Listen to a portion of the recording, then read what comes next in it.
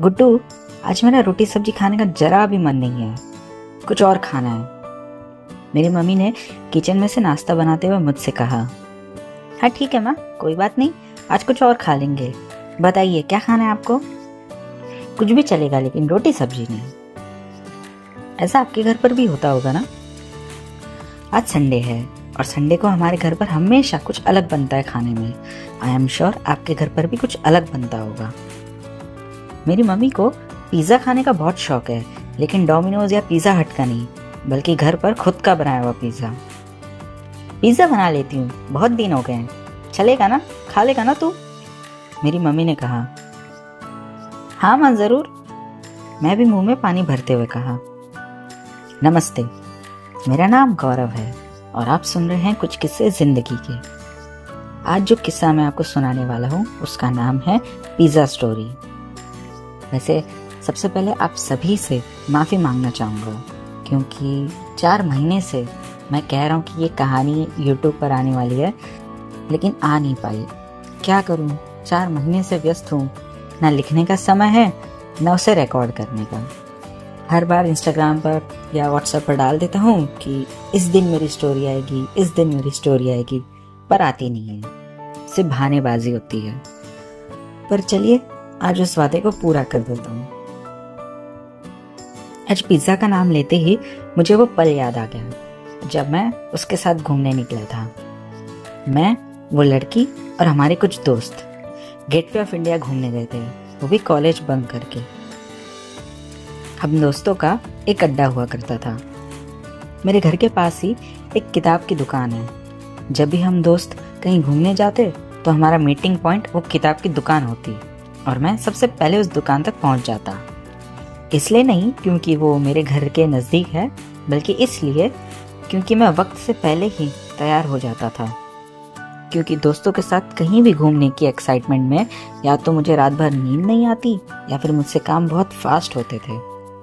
आपके साथ भी ऐसा होता होगा ना?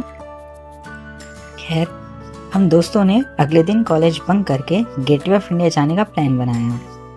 कॉलेज बंक करने में हमें बहुत मज़ा आता था।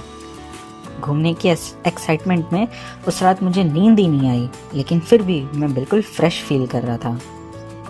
अगले दिन सुबह 7 बजे तैयार होकर मैं हमारे अड्डे पर सबसे पहले पहुंच गया। मैंने ब्लू कलर का डबल कॉलर वाला टी शर्ट पहना था। 5 मिनट बाद वो भी आई। उसने गुलाबी रंग का बहुत ही खूबसूरत सा सलवार सूट पहना था।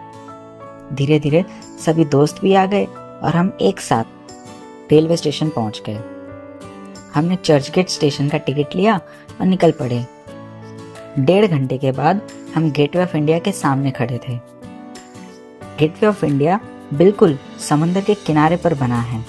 जैसा कि इसके नाम से ही पता चलता है, ये जगह भारत में समुद्र के रास्ते से आने का प्रवेश द्वार है, इसीलिए इसे गेटवे ऑफ इंडिया कहते हैं। और इसे देखने के लिए सुबह शाम लोगों की भीड़ जमा रहती है, जिनमें ज़्यादातर या तो फॉरेनर्स होते हैं या कॉलेज के स्टूडेंट्स, वो भी शायद बंक मार के ही आते होंगे। हमने 3-4 घंटे बहुत एंजॉय किया, दुनिया भर की फोटो खिंचवाई, मस्ती मजाक सब कुछ। मुझे घूमने का शौक तो शुरू से ही रहा है, लेकिन उस गुलाबी सूट वाली के साथ अपनी फोटो लेने का शौक सबसे ऊपर रहा है। वहाँ कुछ फिरंगी लड़कियां भी आई हुई थी और हमारे ग्रुप के सभी लड़के अपने अपने स्टाइल में उन्हें इम्प्रेस करने में लगे हुए थे। मैंने आपको बताया था ना कि मैंने डबल कॉलर वाला टी शर्ट पहना था। बस मैंने एक कॉलर को ऊपर कर लिया और उन फिरंगियों के सामने स्टाइल मारने चला गया। लेकिन वहाँ कोई था जिसे मेरा ये स्टाइल मारना बिल्कुल भी पसंद नहीं आया। उसने मेरे कॉलर को नीचे किया और मुझे अपने सभी दोस्तों के सामने डांट दिया। कौन? वही गुलाबी सूट वाली। यार ऐसा कोई करता है क्या? उसके बाद पूरा टाइम मेरा मूड खराब ही था। कुछ देर बाद हम रिटर्न अपने घर की ओर निकल पड़े। मैंने पूरे रास्ते उससे बात नहीं की थी और मेरे दोस्तों ने ये बात गौर कर ली थी। उन सभी ने उसे मेरे पास भेज दिया मुझे मनाने के लिए। हम सबको ट्रेन में बैठने मिल गया था और मेरा मूड तो खराब था, इसलिए मैं सबसे अलग बैठा था। वो मेरे पास आई।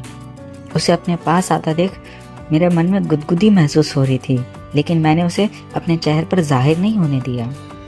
वो मेरे बगल वाली सीट पर बैठी और बड़ी प्यारी सी आवाज में मुझसे कही, मुझे पिज्जा खाना है। उसकी बस एक आवाज से मैं पिघल गया। उसके मासूम चेहरे ने एक पल में मेरा सारा गुस्सा गायब कर दिया था। मैंने कहा कि ठीक है, ट्रेन से उतरने के बाद चलते हैं, और वो मान गई। कुछ देर बाद हमारा स्टॉप आ गया और हम सभी ट्रेन से उतरे।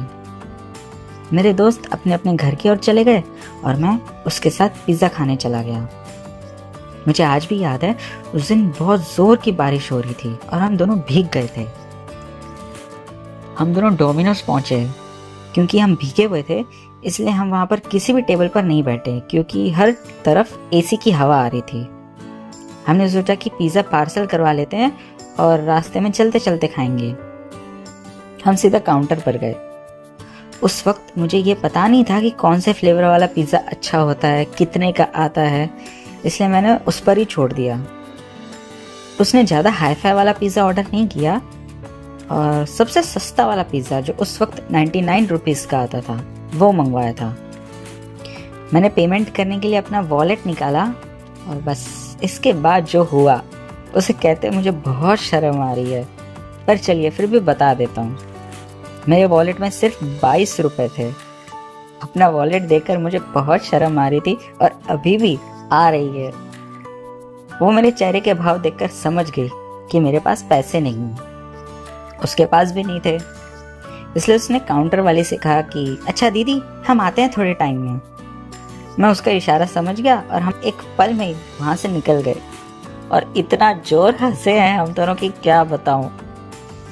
उस वक्त मुझे अपने आप पर इतना गुस्सा आ रहा था कि मैं एक लड़की को एक पिज्जा तक नहीं खिला पाया। शाह, कचरा हो गया मेरा। लेकिन उसने कुछ नहीं कहा। उसने मुझे ये फील ही नहीं होने दिया कि पैसों की कमी की वजह से मैं उसे कुछ खिला नहीं पाया। उसने सिर्फ एक लाइन कही थी जो मुझे आज भी याद है। उसने कहा कि मुझे बहुत भूख लगी है, और पता नहीं क्यों मुझे हंसी आ गई। कुछ दूर चलने पर हमें समोसा कचौरी की एक दुकान दिख गई। उसने कहा कि उसे दही कचौरी खानी है। मैंने उसे मना कर दिया था, इसलिए नहीं कि मेरे पास पैसे नहीं थे, बल्कि इसलिए क्योंकि बारिश के वक्त बाहर का ऑयली फूड अवॉइड करना चाहिए। मैंने उससे कहा कि सैंडविच खा लेते हैं, वो ऑयली नहीं होता, वो थोड़ा हाइजीनिक भी होता है। लेकिन नहीं, उसे वो कचौरी खानी थी और वो भी दही कचौरी। ठीक है, खाओ, मुझे क्या। उसने एक दही कचौरी ऑर्डर किया और मजे से खाने लगी। मैं मन ही मन उसे कह रहा था कि खा बेटा खा, कल बीमार होगी ना तब मजा आएगा। और वो अगले दिन सच में बीमार हो गई थी। वो कॉलेज नहीं आ सकी और जब मैंने उसे कॉल किया तो उल्टा मुझे ही चिल्ला रही थी कि मैंने उसे कचौरी खाने से रोका क्यों नहीं। बेटा पिज्जा ठंडा हो रहा है, जल्दी से खा ले। मेरी मम्मी ने एक और पिज्जा मेरी प्लेट में रखते हुए कहा और मैं उन यादों की दुनिया से बाहर आ गया। आज मेरे पास पिज्जा खिलाने के पैसे तो है, मगर वो गुलाबी सूट वाली नहीं है। तो ये था आज का एक किस्सा जिंदगी का। मैं आपसे जल्द ही मिलूंगा एक और किस्सा लेकर। तब तक अपना और अपनों का ध्यान रखिए। और हाँ, एक वादा करता हूँ, बहुत कुछ आने वाला है इस साल। तो आप लोग ने जो मुझे प्यार दिया है, जिससे मैं 1500 व्यूज तक पहुंचा हूँ, धीरे धीरे सही लेकिन पहुंच गया, तो बस अपना प्यार ऐसे ही बनाए रखिए और पिज्जा का मजा लेते रहिए। राधे राधे।